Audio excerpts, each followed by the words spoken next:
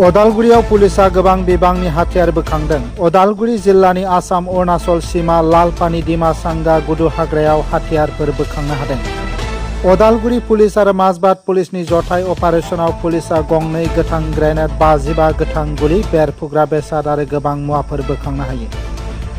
पुलिसा हाथियारफोरखौ दोनखोमानायनि थाखाय जाथायथिलिनिफ्राय पापु कच उर्फे बिजय असमखौ हमनो हायो। अदालगुरि पुलिसा दासान्दि पापु कचखौ सोंथि खालामगासिनो दङ।